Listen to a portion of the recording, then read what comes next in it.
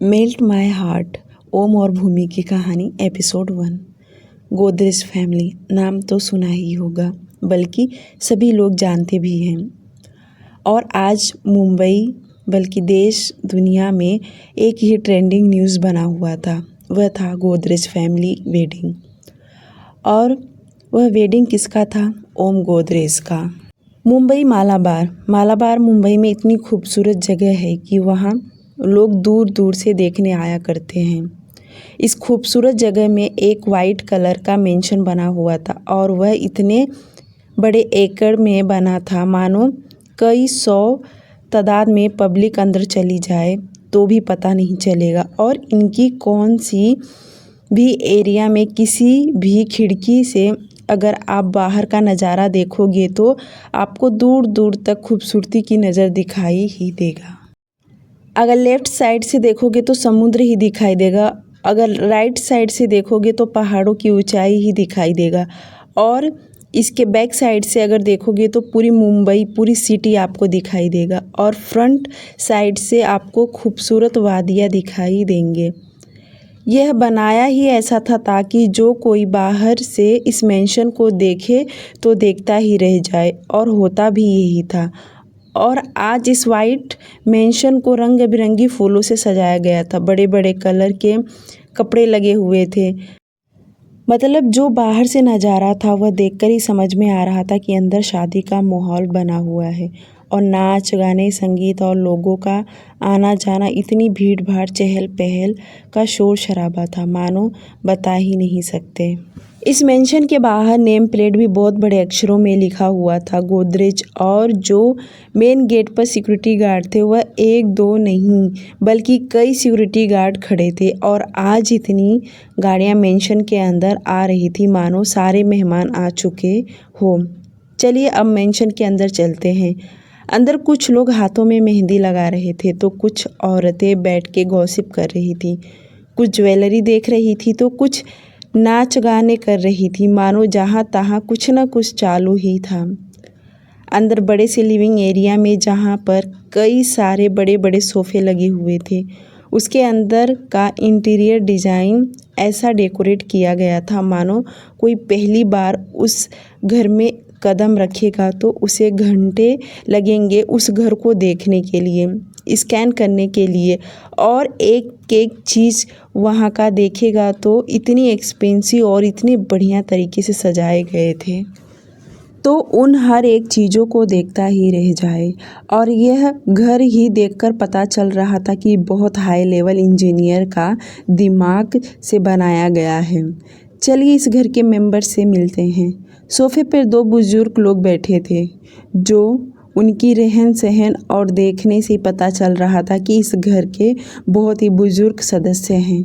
तो इन दोनों बुजुर्ग के नाम है रामेश्वर जी और लक्ष्मी जी। और उस घर में किसी और का ज़ोर ज़ोर से आवाज़ आ रहा था, जैसे कि सब कामों का भार उन पर ही हो। वह हर किसी को एक न एक काम लगाए जा रही थी। ऐसा नहीं हुआ, वैसा नहीं हुआ, यह कब होगा, वह कब होगा। तो ये है गोदरेज फैमिली की महारानी जिनका नाम है काशी। काशी जी कई दिनों से बहुत ही बिजी थी, और आज तो इतनी बिजी थी कि मानो किसी से बात ही करने के लिए उनके पास वक्त नहीं था। तो वहीं उनके पति जो कब से उन्हें ढूंढ रहे थे, आखिरकार उन्हें काशी जी मिल ही गई। महेश, यह है उनके पति, कब से उन्हें ढूंढ रहे हैं क्योंकि उन्हें कुछ ज़रूरी चीज़ चाहिए था। और जैसे उन्हें काशी जी मिली कि उन्हें हल्का गुस्सा करते हुए बोले, काशी, कब से तुम्हें ढूंढ रहा हूँ, तुमने कमरे में सामान उथल पुथल करके रख दिया है। जो सुनकर काशी जी बोली, आप मुझे यह बताने के लिए कब से ढूंढ रहे हैं, क्या आप नहीं ठीक ठाक कर सकते? वे दोनों बातें कर ही रहे थे कि उतने में एक हैंडसम लड़का अपने कमरे में से बाहर निकला और अपने मॉम डैड को देखकर उनके पास आते हुए कहा, डैड, भाई अभी तक ऑफिस से आए नहीं। जो सुनकर उसके मॉम डैड एक दूसरे को देखने लगे। तो काशी जी बोली, अब मैं क्या ही बोलूं, मैं बोलूँगी तो सब बोलते हैं कि तू बोलती है, सब तुम्हारे पापा की गलती है जो उस पर इतनी सारी जिम्मेदारियां पहले से ही डाल रख दिए, इसलिए तो इतना कठोर बन गया। काशी जी हमेशा महेश जी पर यही ब्लेम किया करती हैं कि उनके वजह से उनका बेटा कठोर बन गया है, क्योंकि बहुत साल पहले ही उन्होंने अपने बेटे को ऑफिस ज्वाइन करवा दिया था।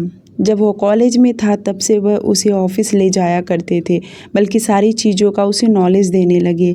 और कॉलेज ख़त्म होते ही बिना वह लाइफ एंजॉय किए अपने डैड का हाथ बटाने लगा, बल्कि गोदरेज को और सक्सेसफुल बनाने के लिए अपना पूरा 100% दिया।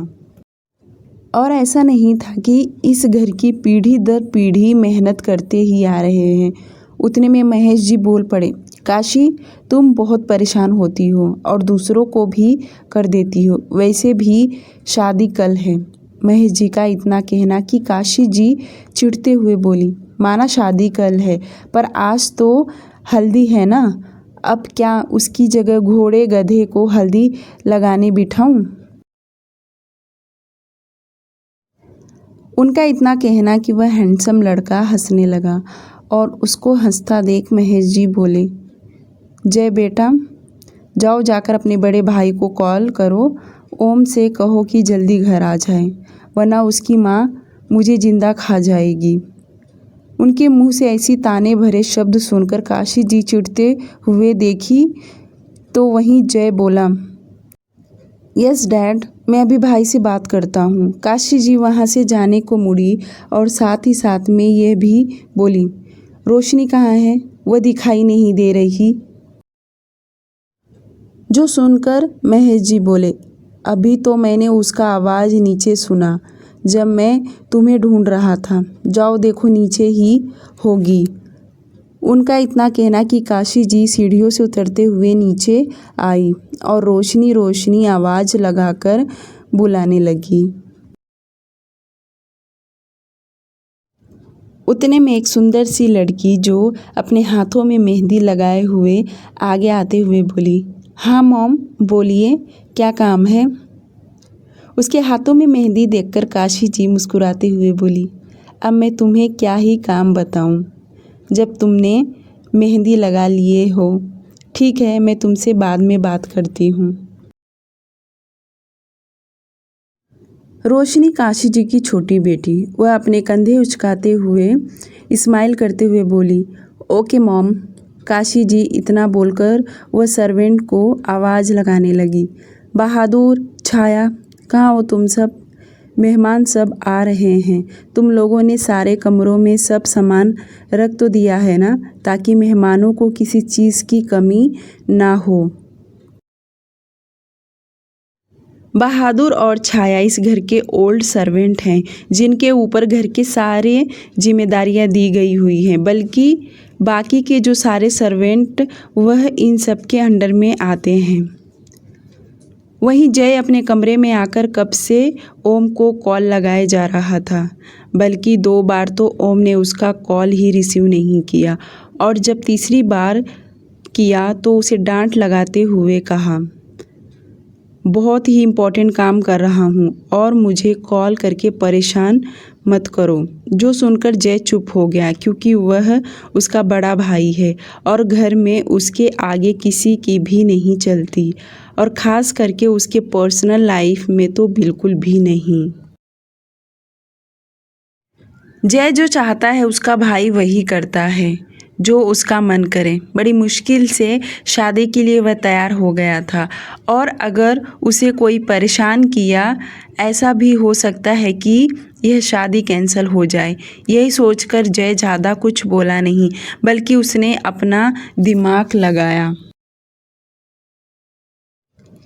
उसने तुरंत अपना मोबाइल हाथ में ले विराज नाम सर्च किया, और जैसे ही कॉल पिक हुआ कि जय यहाँ से बोला, विराज भाई आप कहाँ हो। जो सुनकर कॉल के दूसरी ओर से आवाज़ आया, मैं इस वक्त होटल में हूँ। क्या बात है, बोलो। इधर से जय बोला, भाई ओम भाई की आज हल्दी है, पर वह तो ऑफिस में बैठे हैं और आप भी अभी तक आए नहीं। क्या आप दोनों एक ही मिट्टी के बने हो? यार आप लोग ऐसे कैसे कर सकते हैं यार, जिसकी शादी होती वह कितने एक्साइटमेंट होते हैं, और यहाँ तो भाई और आप इतने बोरिंग टाइप कैसे रह सकते हो। मुझे तो यही नहीं समझ में आ रहा। अगर ये शादी मेरी होती ना तो मैं 1 महीने पहले ही सब काम ड्रॉप कर देता और सिर्फ अपने ऊपर फोकस देता। उसकी बातें सुनकर विराज हंस दिया और कहा, ठीक है फिर ओम की शादी बाद में करेंगे, पहले तुम्हारी ही कर देते हैं, क्योंकि तुम्हारी बातों से लग रहा है तुम कुछ ज़्यादा ही एक्साइटेड हो रहे हो सकता है तुमने लड़की देख लिया हो और तुम्हारा आगे का भी कुछ इरादा हो। जो सुनकर जय मुंह बनाते हुए बोला, भाई अब बस भी कीजिए, इतना भी मेरे अंदर गर्मी नहीं है, अभी मैं कॉलेज स्टूडेंट हूँ, ठीक है। और हाँ, मैं सिर्फ शादी के लिए ही यहाँ आया हूँ, वापस अब्रॉड चला जाऊँगा। और वहीं किसी गोरी चिट्टी के साथ। उसकी बातें सुनकर विराज की आईब्रो तन सी गई और वह आगे बोला, तुम्हारी फीलिंग्स समझ सकता हूँ कि तुम क्या चाहते हो और क्या नहीं। विराज का इतना कहना कि जय हंसते हुए कहा, भाई प्लीज़ आप मेरा मजाक बनाना छोड़िए, पहले ओम भाई को घर लेकर आइए, क्योंकि वह आपकी बातें सुनेंगे, वरना मैं मॉम मासी को सबसे पहले आपका ही नाम बताऊंगा कि आप भाई की हेल्प कर रहे हैं। यह सुनकर विराज उसे डांट लगाया और कहा, वैसे मॉम पहुंच गई वहां पर। यह सुनकर जय बोला, हाँ मासी तो 2 दिन से यही हैं, मासी कह रही थी कि आप घर ही नहीं आते, हमेशा होटल में ही रहने लग गए हैं और ये कई महीनों से चालू है। जय उसकी मॉम की कही हुई बातों को रिपीट कर रहा था, जो समझकर विराज बोला, अब तुम मेरी मॉम का साइड मत लो, मैं ओम के ऑफिस जा रहा हूँ, उसे लेकर मेंशन पहुँचता हूँ। जो सुनकर जय मुस्कुरा दिया और कहा, जी बिल्कुल भाई, आप जल्दी जाइए, ओम भाई को लेकर आइए ताकि उनकी शादी जल्दी हो जाए तो आपकी बारी आए। इतना बोलकर जय जोर से हंसा और जल्दी से कॉल डिस्कनेक्ट कर दिया, वरना विराज उसे और भी कुछ सुना देगा। और उसके कॉल कट होते ही विराज मुंह बनाने लगा। वह खुद से बड़बड़ाते हुए कहा, अभी शादी में जाने के बाद मेरी मॉम न जाने क्या कुछ मुझे सुनाएगी, चलो सुनना तो पड़ेगा ही, मुंह बंद रखने में ही भलाई है। क्या ओम विराज की बातें सुनेगा? ओम की शादी किससे हो रही है? यह सब जानने के लिए आप आगे के चैप्टर रीड करते रहिए। हाँ मैं जानती हूँ आज का चैप्टर बहुत छोटा है, पर आगे आप लोगों को बड़ा चैप्टर मिलेगा। आज के लिए सिर्फ इतना ही। डियर लिसनर, प्लीज़ स्टोरी को लाइक और चैनल को सब्सक्राइब कर लीजिए प्लीज़, और इसी के साथ टेलीग्राम भी, ताकि आप लोगों को रोमांटिक सारे नॉवेल वहाँ पे मिलते रहें।